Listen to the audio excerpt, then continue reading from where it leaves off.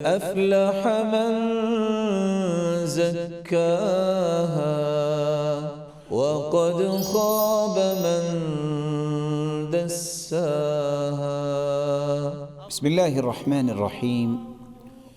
الحمد لله والصلاة والسلام على خير خلق الله وعلى آله وصحبه ومن والاه، أما بعد، فأعوذ بالله من الشيطان الرجيم. قد أفلح من تزكى وذكر اسم ربه فصلى. ناظرین کرام، گزشتہ سے پیوستہ تزکیہ ایک بہت بڑی نعمت ہے، تربیت ایک بہت بڑی نعمت ہے، لیکن اللہ تعالیٰ ایسے لوگوں کی ہی تربیت کرتے ہیں اور ایسے لوگوں کو ہی یہ تزکیہ نصیب فرماتے ہیں جن کو اللہ ذوالجلال نے توفیق سے نوازا ہو، وہ اپنی نیت کو خالص کر لیں۔ تزکیہ اور تربیت کا دوسرا اصول یہ ہے، خلوص نیت کے بعد اس کا تعلق اس آئین اور دستور کے ساتھ وابستہ ہو جائے جو انسانی زندگی کے لیے دستور بنایا گیا، جس کو کلام الہی کہتے ہیں، جس کو اللہ ذوالجلال کی حقیقی کلام کہتے ہیں، جو نوشتہ ہدایت ہے، وہ کلام جس کو کلام حکمت کہتے ہیں، کلام الملوکی، ملوک الکلام، بادشاہوں کی کلام، کلاموں کی بادشاہ ہوا کرتی ہے۔ قرآن مجید جب تک اس کی تلاوت انسان نہیں کرتا، جب تک اس کو سمجھتا نہیں ہے، جب تک اس کے مطابق زندگی کے زاویوں کو خوبصورت نہیں بناتا اور اس کے پیغام کو پہنچانے کے لیے اپنی صلاحیتیں استعمال نہیں کرتا، اس وقت تک انسان کا تزکیہ نہیں ہو سکتا۔ انسانی تربیت کا انحصار ہی انہی اصولوں پر ہے۔ تربیت اور تزکیہ رسول اللہ صلی اللہ علیہ وسلم نے بھی صحابہ کا کیا تو اس قرآن کے ذریعے کیا، جس کے بارے میں رسول اللہ صلی اللہ علیہ وسلم نے فرمایا، کتاب اللہ هو حبل اللہ الممدود من السماء الى الارض۔ یہ اللہ کی کتاب، یہ تو اللہ کی رسی ہے جو آسمان کی طرف سے زمین کی طرف پھیلائی گئی ہے، لٹکائی گئی ہے، اور کس قدر عظیم یہ نعمت ہے۔ طرفہ بید اللہ وطرفہ بایدیکم۔ دوسری روایت کے الفاظ ہیں، اس رسی کا ایک کنارہ تمہارے مالک کے ہاتھوں میں ہے اور ایک کنارہ تمہارے ہاتھوں میں ہے۔ اس زندگی کے سفر میں انسان گرنے سے بچ سکتا ہے تو اس کا ایک ہی راستہ ہے، اس قرآن سے وابستگی قائم کر لیں۔ رسول اللہ صلی اللہ علیہ وآلہ وسلم نے اس لیے فرمایا تھا، وَأَنَا تَارِكُ فِيكُمْ ثَقَلَيْنِ، میں تم میں دو چیزیں چھوڑ کے جا رہا ہوں، اولہما کتاب اللہ فیہ الہدی والنور۔ میں اللہ کی کتاب چھوڑ کے جا رہا ہوں جس میں روشنی بھی ہے، ہدایت بھی ہے۔ من استمسک بہ واخذ بہ کان علی الہدی، جس نے اس کتاب کو مضبوطی سے تھام لیا وہ ہدایت پہ بھی گامزن ہو جائے گا، اور یہی وہ شخص اس کتاب پہ تمسک اختیار کرنے والا گمراہیوں سے بھی بچ جائے گا۔ وَمَنْ أَخْطَأَ ضَلَّ، جس نے اس میں غلطی کر لی وہ گمراہ ہو جائے گا۔ فَخُذُوا بِكِتَابِ اللَّهِ وَاسْتَمْسِكُوا بِهِ، اس لیے اللہ ذوالجلال کی کتاب کو مضبوطی سے تھامو اور اس پر تمسک اختیار کرو، اس کی روشنی میں اپنی زندگی کو خوبصورت بناؤ۔ رسول اللہ صلی اللہ علیہ وسلم نے اس لیے فرمایا تھا، من سرہ ان يحب اللہ ورسولہ فلیقرأ فی المصحف۔ سلسلہ صحیحہ کی روایت ہے 2342 اگر کسی کی یہ تمنا ہے کہ وہ اللہ ذوالجلال سے سچی محبت کرے اور اس کے رسول سے بھی سچی محبت کرے، تو اس کا ایک انداز یہ بھی ہے قرآن مجید کو کھول کے بیٹھ جائے اور قرآن پڑھنا شروع کر دے۔ اللہ کی محبت بھی نصیب ہوگی، اس کے رسول کی محبت بھی نصیب ہوگی۔ رسول اکرم صلی اللہ علیہ وسلم نے اس لیے فرمایا من قرأ حرفا من کتاب اللہ فلہ بہ حسنہ والحسنة بعشر امثالها لا اقول الف لام میم حرف بل الف حرف ولام حرف ومیم حرف۔ کتنی خوش نصیبی کی بات ہے، یہ کلام مبارک اس قدر جلیل القدر کلام ہے، اس کے ایک حرف کی تلاوت سے 10 نیکیاں ملتی ہیں۔ الف لام میم، کس طرح الف لام اور میم جوڑ کے لکھا گیا، لیکن یہ ایک حرف نہیں ہے، یہ 3 حرف ہے۔ الف الگ ہے، لام الگ ہے اور میم الگ ہے، اور اس کی 30 نیکیاں ملتی ہیں۔ قیامت کو ایک نیکی کی ضرورت پڑ گئی تو کوئی نیکی دینے کے لیے تیار نہیں ہوگا، بلکہ قیامت کے دن کے متعلق اللہ تعالیٰ نے کس خوبصورتی کے ساتھ نقشہ کھینچا ہے۔ یوم یفر المرء من اخیہ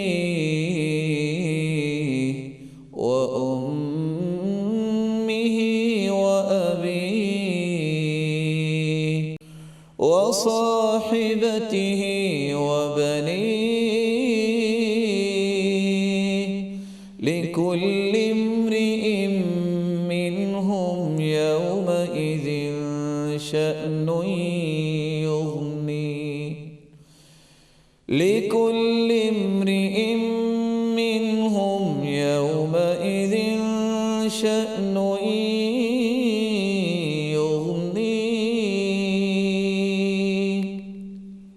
یوم یفر المرء من اخیہ، ایک نیکی کی ضرورت پڑی، بھائی بھائی سے بھاگ جائے، وامہ وابی، ماں اور باپ سے انسان دوڑ جائے، وصاحبتہ وبنی، اپنی اولاد اور بیوی سے دوڑ جائے۔ اس وقت اس نیکی کی قدر و منزلت انسان پہچانے گا جو انسان اللہ کے کلام کو پڑھنا شروع کرتا ہے، ہر حرف پہ اسے 10 نیکیاں نصیب ہوتی ہیں۔ رسول اللہ صلی اللہ علیہ وآلہ وسلم نے تو یہاں تک فرمایا من استمع الى آیت من کتاب اللہ کتب له حسنة مضاعفة، جو شخص قرآن کی تلاوت سنتا ہے اللہ تعالیٰ ہر آیت کے بدلے اس کی بھی نیکیوں میں اضافہ کرتے ہیں۔ ومن تلاها كانت له نورا يوم القيامة، اور جو قرآن کو پڑھنے والا ہے اس کے لیے تو یہ قرآن پڑھنا اور تلاوت کرنا روشنیوں کا باعث بن جائے گا۔ رسول اللہ صلی اللہ علیہ وسلم نے یہ راز امت کو سمجھایا ہے، کاش اس راز کو سمجھ کے اس کی حفاظت کرنے والے لوگ پیدا ہوں اور جو موجود ہیں ان کے اندر یہ شعور بیدار ہو۔ ان اللہ یرفع بهذا الکتاب اقواما ویضع به آخرین، اللہ تعالیٰ اس کتاب کی بدولت کتنی قوموں کو بلند کرتے ہیں اور کتنی قوموں کو پستی اور ذلت کا شکار کریں گے تو اس کتاب کو چھوڑ دینے کی وجہ سے۔ اس معاشرے کی تربیت اور تزکیہ کیسے ہو سکتا ہے جس کا اس کے آئین اور دستور کے ساتھ کوئی تعلق اور وابستگی نہ ہو؟ رسول اللہ صلی اللہ علیہ وسلم نے فرمایا تھا وَعَلَيْكَ بِذِكْرِ اللَّهِ وَتِلَاوَةِ الْقُرْآنِ، میرے صحابی اللہ کے ذکر کو بھی لازم پکڑو اور قرآن کو لازم پکڑو۔ فَإِنَّهُ رَوْحُكَ فِي السَّمَاءِ وَذِكْرُكَ فِي الْأَرْضِ، تم زمین پہ بیٹھے قرآن کی تلاوت کرو گے، اللہ تمہیں دنیا میں بھی عزت سے نوازیں گے اور تیرے تذکرے آسمانوں میں بھی ہوں گے۔ کیسے صحابی اللہ کے رسول صلی اللہ علیہ وسلم کے قرآن کی تلاوت کر رہے ہیں؟ سرتاج رسول فرماتی ہیں میں جنت میں گیا، فسمعت قراءة، میں نے قرآن مجید کی تلاوت سنی، فقلت من هذا، یہ کون ہے؟ تو جواب ملا حارثة بن النعمان، یہ حارثہ بن نعمان ہے۔ كذلكم البر كذلكم البر وكان أبر الناس بأمه، یہ حارثہ بن نعمان زمین پہ بیٹھے قرآن کی تلاوت کرتے ہیں، سب سے زیادہ اپنی ماں کی خدمت کرنے والے ہیں۔ یہ زمین پہ بیٹھے قرآن کی تلاوت کرتے ہیں، ان کی تلاوت سے جنتی محظوظ ہو رہے ہیں۔ تزکیہ اور تربیت کا دوسرا اصول، قرآن مجید کو لازم پکڑو۔ ہر نئے دن کا آغاز قرآن مجید کی تلاوت سے کیجیے، قیامت کے دن یہی کام آئے گا۔ حدیث کے الفاظ ہیں القرآن شافع مشفع، قرآن سفارش کرے گا اور اس کی سفارش کو قبول کیا جائے گا۔ وماحل مصدق، من جعله امامه قاده الى الجنہ ومن جعله خلفه ساقه الى النار، جس نے قرآن کو اپنی زندگی کے ہر معاملے میں مقدم رکھا، یہ قرآن ہی اسے لے کے جنت میں پہنچ جائے گا، اور جس نے اس کو پس پش ڈال دیا، یہ قرآن ہی اس کے جہنم جانے کا سبب بن جائے گا، اس کے خلاف حجت پیش کرے گا، اس کی سفارش کے بجائے اس کی شکایت کرے گا، اور قیامت کے دن یہ قرآن آئے گا۔ یجیء القرآن یوم القیامہ، صحیح الجامع کی روایت ہے 8030، قیامت کے دن قرآن آئے گا اور سوال کرے گا یا رب حلہ، اے اللہ اس پڑھنے والے کو انعام سے نوازیے، فیلبس تاج الکرامہ، قرآن پڑھنے والے کو رب تعالیٰ کی طرف سے کرامت کا ایک تاج پہنایا جائے گا، عزت کا ایک تاج پہنایا جائے گا۔ ثم یقول یا رب زدہ، قرآن پھر سفارش کرے گا، اے اللہ اسے اور انعامات سے نوازیے، فیلبس حلۃ الکرامہ، اس کو عزت کا لباس پہنایا جائے گا، وہ جنت کی خلعت فاخرہ اسے پہنایا جائے گی۔ ثم یقول یا رب ارض عنہ، قرآن پھر سفارش کرے گا، اے اللہ اس سے راضی بھی ہو جائیے، فیرضى عنہ، اللہ ذوالجلال اس سے راضی ہو جائیں گے، فیقول، اور اللہ ذوالجلال فرمائیں گے اقرأ وارقى وَيُزَادُ بِكُلِّ آیَةٍ حَسَنَةٍ، اے قرآن پڑھنے والے، دنیا میں بھی تم قرآن پڑھتے تھے، آج بھی قرآن پڑھتے جاؤ، جنت کی سیڑھیاں چڑھتے جاؤ، اور ہر آیت کے ساتھ آج بھی تیری نیکیوں میں اضافہ کیا جائے۔ یا سبحان اللہ، اذا مات ابن آدم انقطع عمله الا من ثلاث، جب انسان فوت ہو جاتا ہے اس کے اعمال منقطع ہو جاتے ہیں۔ یہ دنیا دار العمل ہے، آخرت تو دار المکافات ہے، وہاں تو بدلہ ملے گا، ہر عمل منقطع ہو جائے گا، لیکن واحد قرآن کی تلاوت ہے، انسان جنت کی سیڑھیوں پہ چڑھتا جائے گا، قرآن پڑھتا جائے گا، اللہ قیامت کے دن بھی جو قرآن پڑھا جائے گا اس کی وجہ سے بھی نیکیوں میں اضافہ فرما دیں گے۔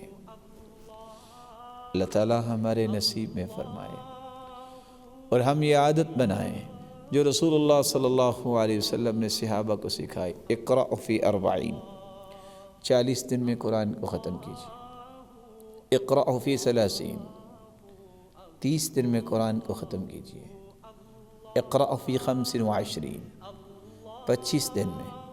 صحابی نے کہا میں تو اور بھی پڑھنا چاہتا ہوں، فرما اقرأ فی 20، فی 15، فی 10، 15 دن میں، 10 دن میں۔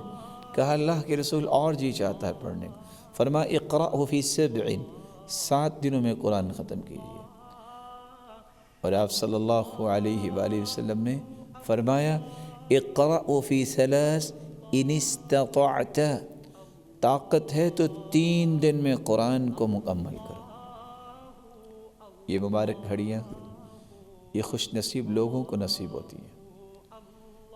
یہ مبارک ساعتیں، اس سے بڑی خوش نصیبی کی ساعتیں کون سی ہو سکتی ہیں؟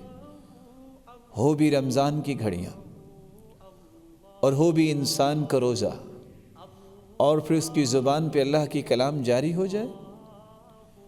یہی تو وہ راز تھا جو عکرمہ قرآن کو پکڑ کے اپنے چہرے پہ لگا کے رویا کرتے تھے۔ لوگ پوچھتے رونے کی کیا بات ہے؟ کہا روتا اس لیے ہوں کہ اس سے بڑی خوش نصیبی کیا ہے کہ اللہ ذوالجلال نے اپنی کلام کو میرے نصیب میں رکھ دیا اور میری زبان پہ جاری کر دیا۔ کثرت سے قرآن کی تلاوت کیجیے۔ سلف صالحین کے انداز دیکھیے، کس طرح وہ دن میں کتنا قرآن پڑھتے۔ ایسے بھی تو تھے جو دن میں قرآن مجید کی تلاوت کرتے اور رات میں بھی قرآن مجید کی تلاوت کرتے، اور رمضان المبارک کی ان گھڑیوں کو اس قدر پر رونق بناتے، 1 مرتبہ صبح سے شام تک قرآن مجید ختم کر لیتے اور 1 رات کو ختم کر لیتے۔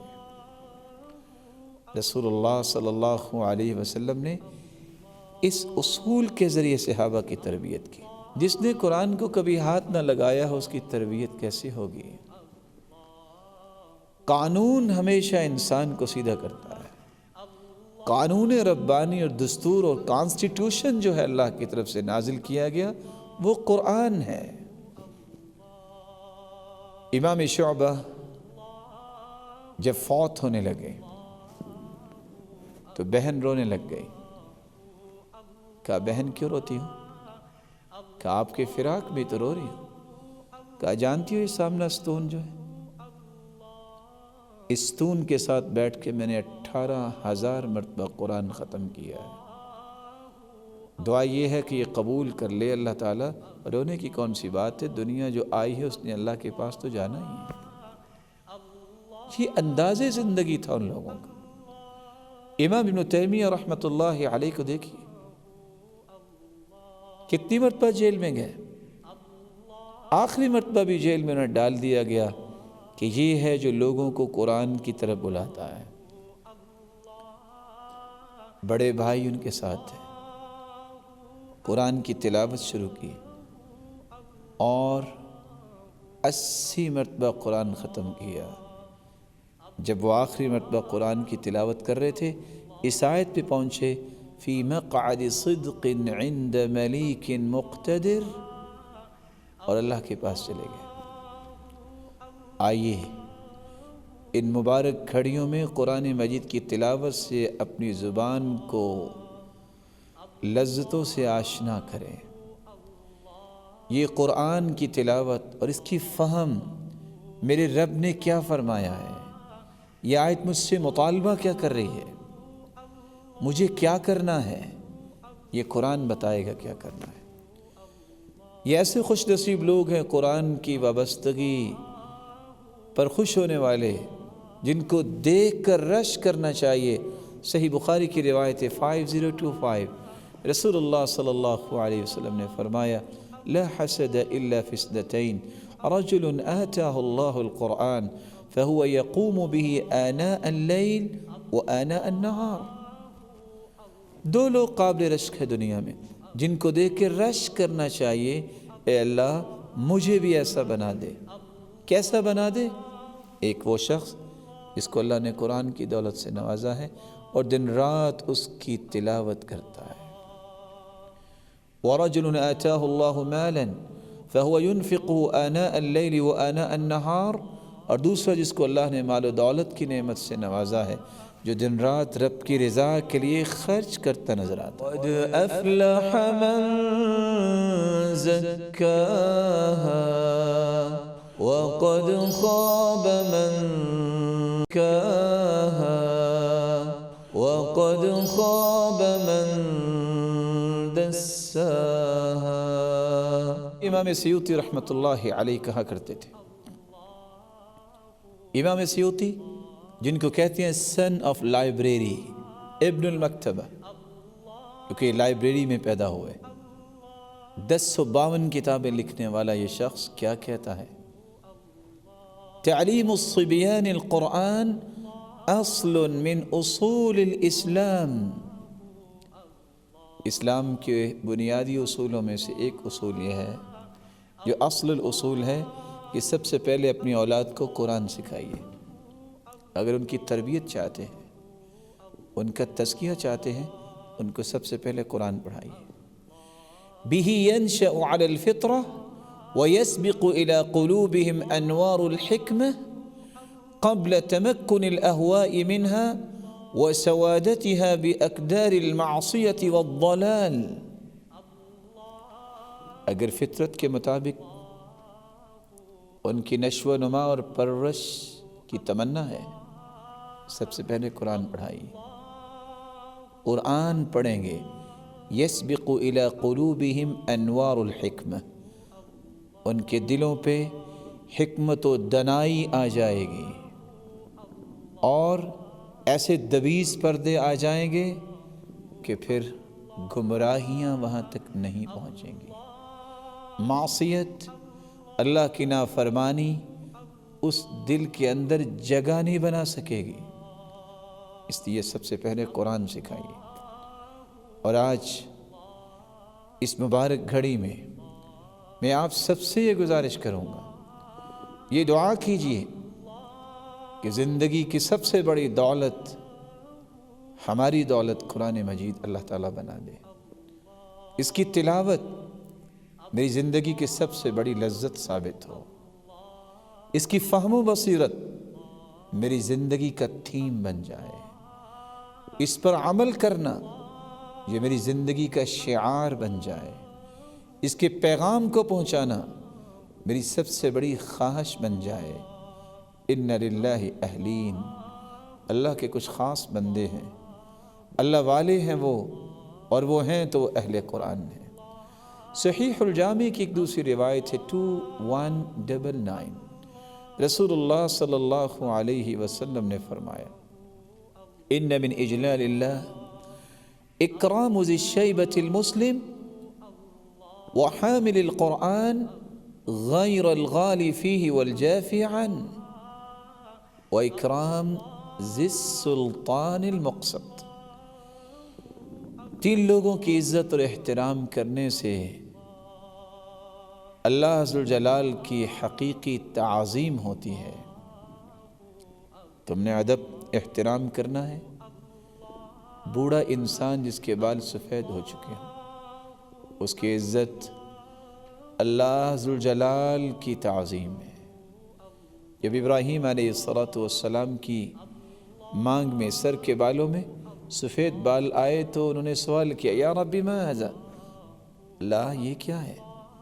جواب ملا، ھذا وقارک، یہ آپ کا وقار ہے۔ قال رب زدنی وقارا، اے اللہ یہ وقار اور بڑھا دیجئے، بڑوں کا احترام کیجئے۔ یہ قرآن کا سکھایا ہوا تزکیہ ہے۔ عدل و انصاف کرنے والے حکمران کا احترام کیجئے، اور اس سے پہلے حامل القرآن، قرآن والے کی عزت کیجئے۔ یہ تربیت ہے، یہ تزکیہ ہے۔ کیسے قرآن والے کی عزت نہ ہو، کیسے میں اور آپ عزت نہ کریں جن کی عزت اللہ کے فرشتے کرتے ہیں۔ مجتمع قوم فی بیت من بیوت اللہ یتلون کتاب اللہ ویتدارسونہ بینہم الا نزلت علیہم السکینہ وغشیتہم الرحمہ وحفتہم الملائکہ وذکرہم اللہ فی من عندہ۔ جب کچھ لوگ اللہ کے گھر میں بیٹھ کے قرآن کی تلاوت کرتے ہیں، اس کو سمجھنے کی کوشش کرتے ہیں، انعام کیا ملتا ہے؟ الا نزلت علیہم السکینہ، اللہ تعالیٰ کی طرف سے سکینت ان پہ طاری ہو جاتی ہے۔ وحفتہم الملائکہ، فرشتے ان کو پروٹوکول دینے کے لیے اس مجلس کو گھیر لیتے ہیں۔ وَذَكَرَهُمُ اللَّهُ فِي مَنْ عِنْدَهُ، اور اللہ عز و جلال ایسے لوگوں کا تذکرہ ان فرشتوں کے پاس کرتے ہیں جو آسمانوں میں ہیں، یہ دیکھو میرے بندے جو میری کلام کی تلاوت کر رہے ہیں اور اسے سمجھ رہے ہیں۔ اللہ عز و جلال سے دعا ہے، اللہ عز و جلال ہمارا شمار بھی اہل قرآن میں کر دے اور ایسے لوگوں کی صف میں ہمیں شامل فرما دے جو قرآن کی تلاوت کو اپنا بہت بڑا نصیبہ سمجھتے ہیں، اس کو سمجھنے والے ہیں اور اس پر عمل کرنے والے ہیں اور اپنا تزکیہ اور تربیت کرنے کے لیے اس پیغام کو عام کرنے والے ہیں۔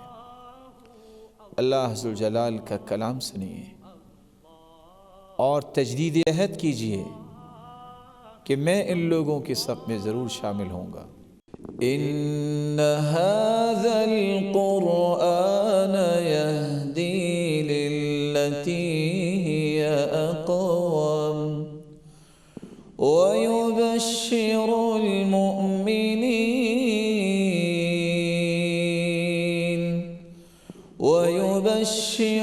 المؤمنين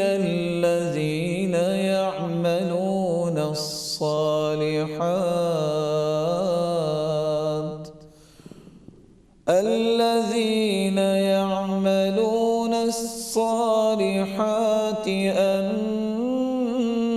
لهم أجرا كبيرا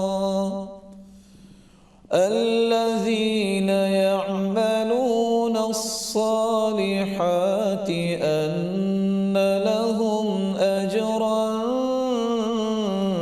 كبيرا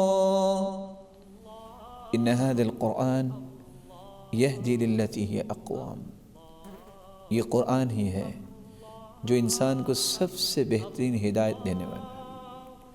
وَيُبَشِّرُ الْمُؤْمِنِينَ، اور یہی قرآن ہے جو خوشخبریاں سنانے والا ہے کن لوگوں کو؟ جو اعمال صالح کرتے ہیں کہ ان کے لیے اللہ عز و جلال نے بہت بڑا اجر تیار کر رکھا ہے۔